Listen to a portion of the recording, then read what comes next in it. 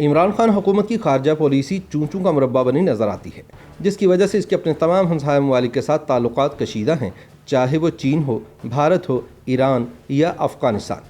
پہلے کپتان کی سونامی سرکار نے ہزاروں میل دور بیٹھے امریکہ کی خاطر اپنے پرانے دوست چین کو ناراض کیا، لیکن اب امریکہ دشمنی پر اتر آیا لگتا ہے۔ ہونا تو یہ چاہیے تھا کہ جب امریکہ ہمارے ساتھ سختی کرتا تو چین کی قربت ہمارے کام آتی، لیکن کپتان حکومت کی کنفیوز خارجہ پالیسی نے چین کے پاکستان کے ساتھ تعلقات کو بھی کافی مجروح کیا ہے۔ نتیجہ یہ ہے کہ چند برس قبل جوش و خروش سے شروع کیے جانے والے پاک چین اقتصادی راہداری پروجیکٹ پر کام شدید سست روی کا شکار ہے اور آنے والے وقتوں میں یہ اہم ترین منصوبہ مکمل طور پر ختم ہونے کا خدشہ ہے۔ 62 ارب ڈالر کے اس منصوبے کو آصف زرداری کی حکومت نے بہت جوش و خروش کے ساتھ سائن کیا تھا۔ کچھ ہی عرصے میں یہ اتنا اہم پروجیکٹ بن گیا کہ ہر حکومتی جماعت اس کا سہرا اپنے سر باندھنے کی کوشش کرتی۔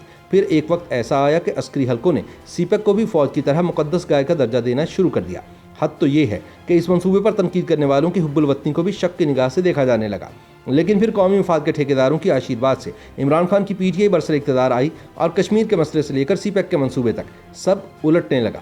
چنانچہ کپتان کے نئے پاکستان میں آج یہ تاثر عام ہے کہ پاک چین اقتصادی راہداری منصوبے یعنی سی پیک پر کام رک چکا ہے، لیکن اہم ترین سوال یہ ہے کہ ایسا کیوں ہوا؟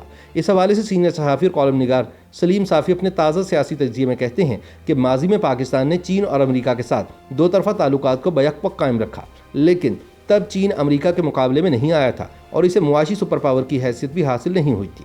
اسی طرح جب امریکہ اور سوویت یونین کی مخاصمت عروج پر تھی تو چین اس میں فریق نہیں تھا اور خود سوویت یونین کے ساتھ اس کے سرحدی تنازعات چل رہے تھے۔ اس لیے افغانستان سے سوویت یونین کو نکالنے کے عمل میں چین کی ہمدردیاں بھی امریکہ اور پاکستان کے ساتھ تھیں، لیکن گزشتہ 2 دہائیوں کے دوران چند بڑی تبدیلیاں آئی ہیں۔ ایک تو چین بڑی اقتصادی طاقت بن گیا اور اس میدان میں اس نے امریکہ کو چیلنج کیا۔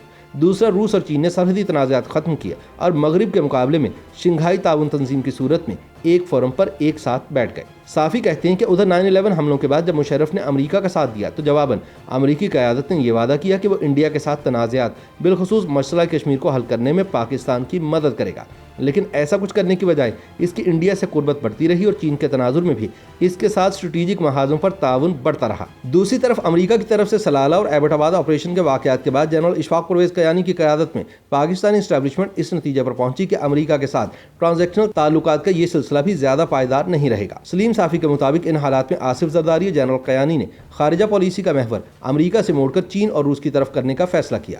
جب آصف زرداری پہلی مرتبہ روس جا رہے تھے تو امریکی سیکرٹری خارجہ ہلری کلنٹن نے فون کر کے اس پر شدید ناراضگی کا اظہار بھی کیا تھا۔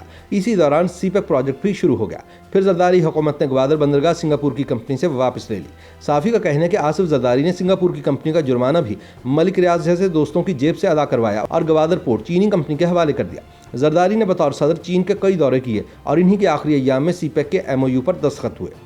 صافی کے مطابق نواز شریف اقتدار میں آئے تو انہوں نے چین کے ساتھ اس نئے تعلق کے سلسلے کو مزید تیزی کے ساتھ آگے بڑھایا اور ساتھ ہی روس کے ساتھ بھی قربت پیدا کرنے کی کوشش کی۔ ان کے دور میں تو صرف چین اور سی پیک ہی ہوتا رہا۔ تب امریکہ نے کھلے الفاظ میں کوئی اعتراض نہیں کیا، لیکن امریکہ اور انڈیا کو چین اور پاکستان کی قربت ہرگز گوارا نہیں تھی۔ زرداری اور نواز شریف کے ساتھ جو کچھ ہوا اس میں ان کی چین کے ساتھ اس قربت اور امریکہ کو ناراض کرنے کا بھی بڑا دخل تھا۔ جہاں زرداری اور نواز شریف چین کے موسٹ فیورٹ بن گئے، وہاں یہ تاثر بھی تھا کہ عمران خان کو چند وجوہات کے باعث چین میں زیادہ پسند نہیں کیا جا رہا تھا۔ ایک خیال تو یہ ہے کہ چینی کسی حد تک عمران خان کے بارے میں ان سازشی نظریات پر بھی یقین کر رہے تھے جو مولانا فضل الرحمان جیسے لوگوں کے ذہنوں میں تھے۔ سی پیک کے بارے میں چینی بڑے حساس ہیں، لیکن دوسری طرف نواز شریف کی مخالفت میں عمران خان اور اسد عمر وغیرہ سی پیک کا مذاق اڑاتے رہے، جبکہ دھرنوں کی وجہ سے چینی صدر کے دورہ پاکستان کے التوا کے بعد تو چینیوں کی ناراضی مزید بڑھ گئی۔ یوں وزیر اعظم بننے کے بعد خان صاحب کو پھونک پھونک کر چین کے حوالے سے کوئی بھی قدم اٹھانا چاہیے تھا۔ تاہم صافی کہتے ہیں کہ بدقسمتی سے عمران خان نے احتیاط اور ذمہ داری سے کام نہیں لیا۔ عبدالرزاق داؤد نے سی پیک پر 1 سال تک کام معطل کرنے کا غیر ذمہ دارانہ بیان دیا۔ دیگر وزراء عمران خان کے امام پر احسن اقبال کی دشمنی میں سی پیک کے سودوں میں کرپشن کے الزامات لگانے لگے۔ اسد عمر جیسے لوگوں کو سی پیک کی ذمہ داری دے دی گئی جو ماضی میں اس منصوبے کے خلاف تقریریں کر چکے تھے، لہٰذا سی پیک کو فٹ بال بنا کر کبھی اسد عمر تو کبھی خسرو بختیار کی طرف پھینکا جاتا رہا۔ اس صورتحال سے چینی نہایت نالاں ہوئے۔ عسکری قیادت نے دوبارہ چین کے ساتھ معاملات طے کیے، لیکن اس دوران عمران خان کے دورہ امریکہ کا پروگرام بن گیا اور وہ ٹرمپ کی محبت میں اس حد تک بڑھ گئے کہ چینی ایک بار پھر تشویش میں مبتلا ہو گئے۔ फिर डॉक्टर अब्दुल हफीज शेख जैसे IMF के नुमाइंदों को कलीदी ओहदों पर तैनात कर दिया गया। सलीम साफ़ी कहते हैं कि एक बार फिर अस्करी क़यादत ने मामला दुरुस्त करने की कोशिश की और सीपैक अथॉरिटी कायम करके जनरल रिटायर्ड आसिम सलीम बाजवा को इसका सरबराह बनाया। लेकिन बाजवा खुद पापा जॉन्स पिज़्ज़ा स्कैंडल तनाज़े का शिकार हुए, जिसमें बुनियादी इल्ज़ाम ये था कि उन्होंने अमेरिका में अरबों की जायदादें बना रखी हैं। अब सूरत हाल ये है कि चीनी सीपैक की जल्द अज जल्द तकमील के लिए बेचैन है, लेकिन सुनामी सरकार के दौर में सीपैक पर कोई खास पेशरफ्त नहीं हो सकी। मजीद ये कि तब्दीली सरकार के दौर में चीनियों की सिक्योरिटी का मसला भी संगीन हो गया है। पहले कोयटा के सेरीना होटल में खुदकुश धमाका हुआ और उस वक्त चीनी सफीर उसी शहर में थे।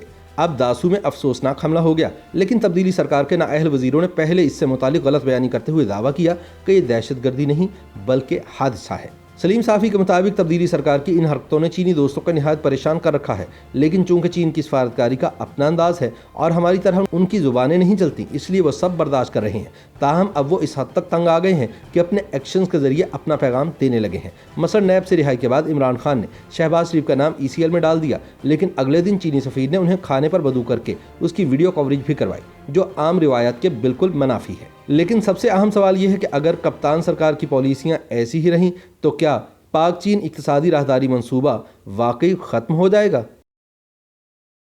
YouTube पर गूगली न्यूज देखने के लिए youtube.com की सर्च बार में गूगली न्यूज TV टाइप करें। गूगली न्यूज के पेज पर सुर्ख रंग के सब्सक्रिप्शन वाले बटन पर क्लिक करना ना भूलिए। YouTube पेज पर अपलोड होने वाली वीडियोस से बाखबर रहने के लिए बेल आइकन पर क्लिक कीजिए। आपको हर नई वीडियो के बारे में नोटिफिकेशन मौसूल हो जाएगा।